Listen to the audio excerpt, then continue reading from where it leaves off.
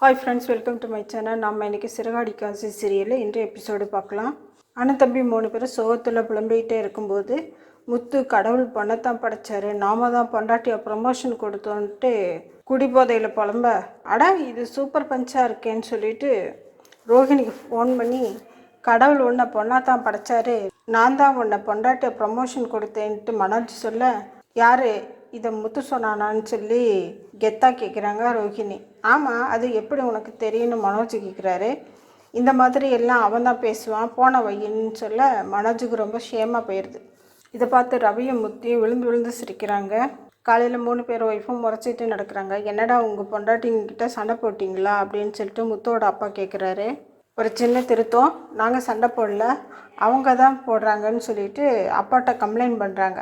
அவர் அதுக்கு, நான் இங்கே சாப்பிட தான் வந்தேன், உங்கள் சண்டையை கேட்க வரல, உங்கள் குடும்ப சண்டையை நீங்களே பார்த்துக்குங்கன்னு சொல்லிட்டு போயிடுறாரு. அடுத்ததான் ஊரில் இருந்து முத்தோட பாட்டி வராங்க. வீட்டில் உள்ள எல்லாரும் ஹாப்பியாக பாட்டியை வர வைக்கிறாங்க.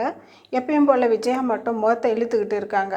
பொங்கலுக்கு நீங்கள் வராததுனால நானே வந்துட்டேன்னு சொல்லிட்டு பாட்டி சொல்கிறாங்க. இந்த டைமில் ரவியோட ரெஸ்டாரண்ட் ஓனரமாக வராங்க. எங்கள் ரெஸ்டாரண்ட்டை ப்ரமோட் பண்ணுறதுக்காக ஒரு ஈவெண்ட் வச்சுருக்கோம், நீங்கள் எல்லோரும் கலந்துக்கணுன்ட்டு சொல்கிறாங்க. சரின்னு வீட்டில் உள்ள எல்லோரும் சொல்லிடுறாங்க.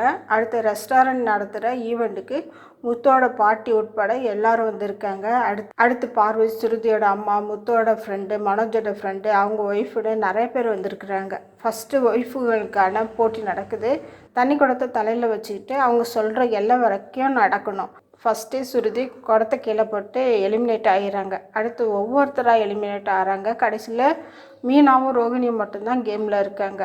நான் மீனா தான் இந்த கேமில் ஜெயிப்பாங்கன்ட்டு நினைக்கிறேன்.